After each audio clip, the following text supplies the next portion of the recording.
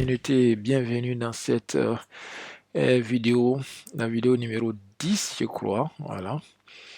Bienvenue dans cette vidéo numéro 10. Donc, on verra les pointeurs sur le tableau tridimensionnel, le tableau à trois entrées, un peu comme les cubes, quoi. Voilà. Donc, quand vous prenez un cube, la face, quand vous prenez une face, donc c'est cette face qui va se répéter n fois, n étant la longueur de l'arête, d'accord?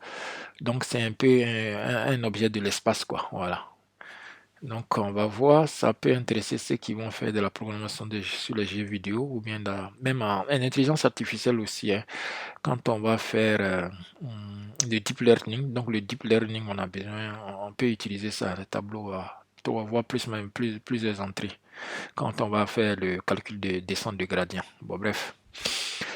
Ici, donc, on va faire ce que je vais faire ici. On va pas se casser la tête, c'est la même logique. Je vais aller dans la vidéo précédente. Pour ceux qui n'ont pas suivi la vidéo précédente, je vous invite, je vous exhorte à aller suivre cette vidéo parce qu'elle va vous permettre de comprendre ça. Donc, je vais juste copier ce que j'ai fait ici. Voilà, et je reviens donc la vidéo numéro 9 là.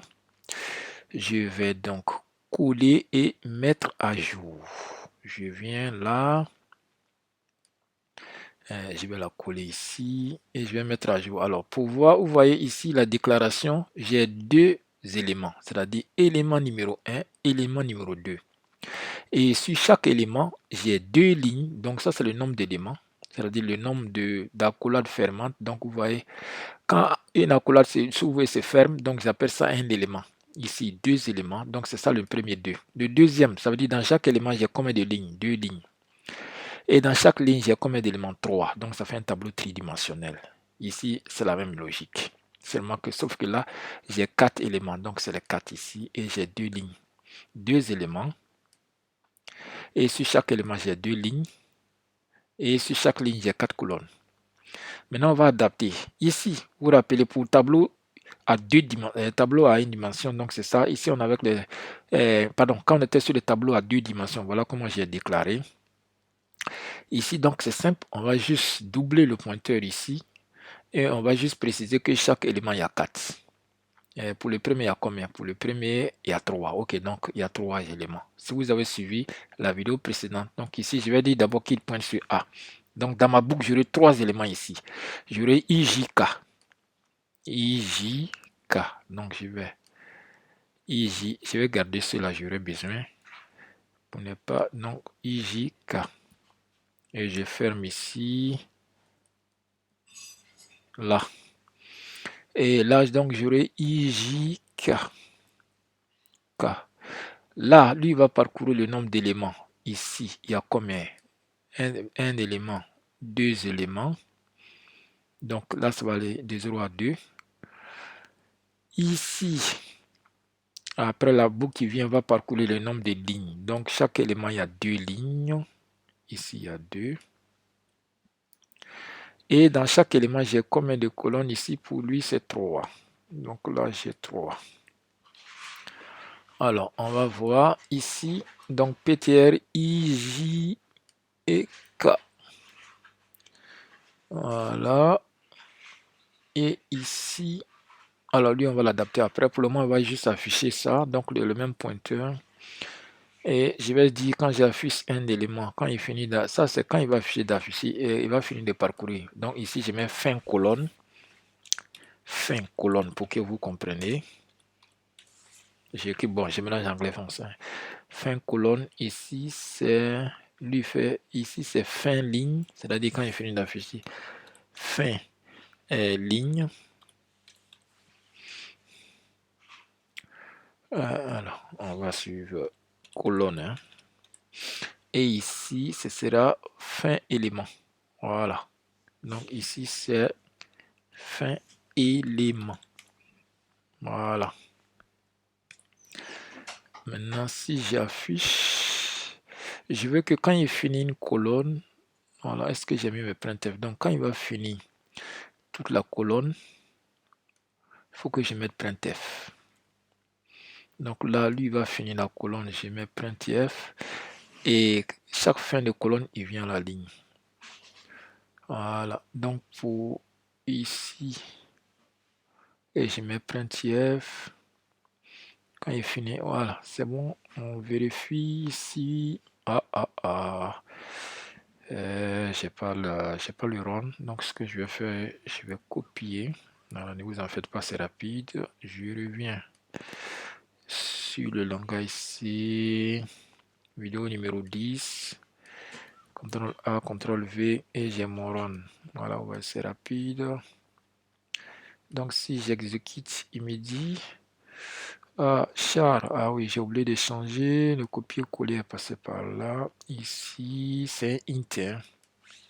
Donc là, le premier tableau, c'est un int. C'est pourcentage D. Voilà, c'est des entiers qu'on veut afficher. Alors, ID, PTR, adresse de A, incompatible. Oui, je fais une bêtise. C'est toujours un seul pointeur, voilà. Voilà. Seulement qu'il faut préciser le nombre de... Ici, ça ne va pas changer, ok? Le nombre d'éléments. La boucle est là pour orienter le pointeur. Donc ici, PTR, ici AR, K.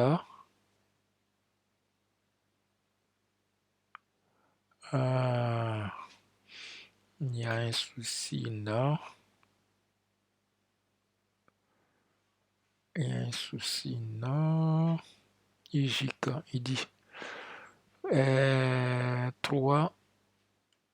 Je pense que c'est le pointeur. Je dois lui donner le nombre d'éléments. Ici, il y a combien d'éléments? Donc, un va pointer ici, un va pointer ici, et un va pointer ici. Voilà, 2 là. Ok. 2, 3, je crois. Ou 2 lignes, 3 colonnes pour le premier, pour chacun.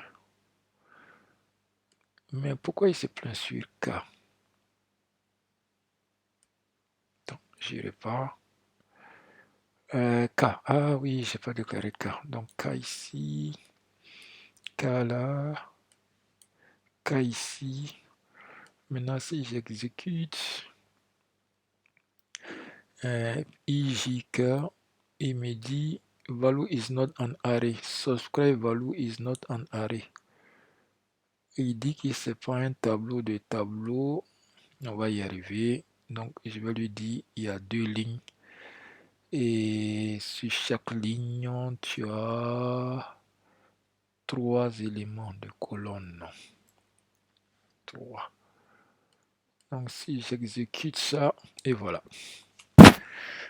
Donc, si on vérifie, voilà, ce que vous devrez comprendre, donc ça, ce sera pour la grande accolade là, et ça, je précise. En gros, ce que vous devrez comprendre, il faut qu'il y ait 3 éléments. 1, 2, 3. Si ce tableau a dimension, regardez, si on vient sur le précédent, comment j'ai déclaré le pointeur?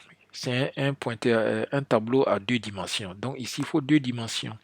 Le dernier, c'est toujours le nombre de colonnes. Donc comme il y a 2, pointeur va prendre la première place, c'est-à-dire l'écriture pointeur, et la deuxième, c'est le nombre d'éléments par colonne. Donc dans la même logique, si je viens ici, vous voyez, comme c'est un tableau à dimension 3, donc il faut que dans ma déclaration, j'ai 3 sur 3. Donc le pointeur, il prend 1.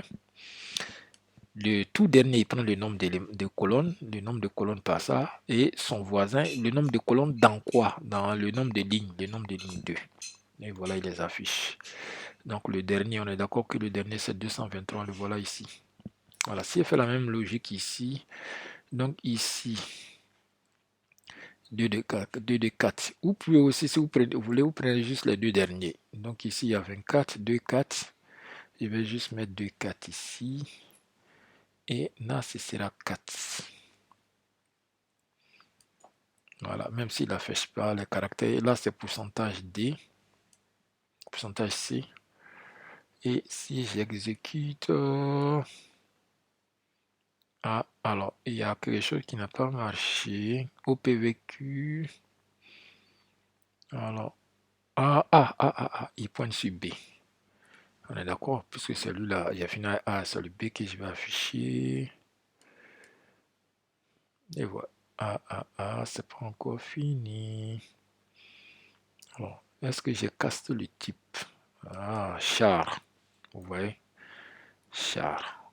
Là, normalement, ça doit marcher. Et voilà. Donc, on est d'accord, c'est L. Après, en fait, il écrit les caractères nuls, mais on voit rien. Il écrit, en fait, c'est les caractères nuls. Voilà. Qu'est-ce qu'il y a dit d'autre? Donc, je pense que c'est bon. Alors, si pour ceux qui sont courageux, qui veulent faire le déréférencement, alors c'est parti. Comme je vous ai dit, la technique pour le déréférencement. Donc, on va prendre celui-là d'abord. On va l'écrire. Ça fait valeur pointée par PTR plus I. Pour lui, c'est fini. Je vois encore un crochet J, donc plus J. Je ferme. Je déréférencie ici. Alors, je vois encore un autre crochet K. Je fais plus K. C'est ça la technique qui est simple. Je déréférencie. Et je commente l'autre. Maintenant, si j'exécute normalement, il doit m'envoyer le même résultat. Boum, voici le même résultat. Donc, voici ici voilà, le tableau tridimensionnel. Si on veut utiliser les pointeurs, vous voyez, donc là, c'est facile, c'est pas compliqué. Il faut juste retenir 3 dimensions. Donc, vous devrez voir 3 quantités ici. Voilà. Le pointeur prendra toujours 1. Et si c'est tableau dimensionnel comme c'est deux, le dernier, dites-vous toujours que le dernier, c'est le nombre de colonnes. Maintenant, si avant le dernier, il y a autre chose, ça doit être le nombre de colonnes dans quoi? Voilà, c'est les lignes. Il y a combien de lignes? Voilà. Ainsi de suite, vous pouvez faire ce tableau dimension 4, mais je ne pense pas qu'on ait besoin de dimension 4. On n'est pas dans du deep learning ici. Donc cette vidéo va s'arrêter là. J'espère que vous avez compris les notions de pointeur. Il n'y a rien de compliqué. La prochaine vidéo, ce sera la fonction malloc. Vous voyez, ici, je n'ai pas alloué, j'ai juste déclaré, mais souvent, il se peut que votre tableau, la taille, vous ne le connaissez pas à l'avance. C'est-à-dire ici, je connaissais la taille à l'avance, donc je les ai bien précisés, mais c'est possible que vous ne les connaissez pas à l'avance, la taille des tableaux. Donc, vous avez besoin, au cours de l'exécution du programme, d'écrire le tableau. Donc là, on va utiliser ce qu'on appelle la fonction malloc. Donc, prochaine vidéo, fonction malloc.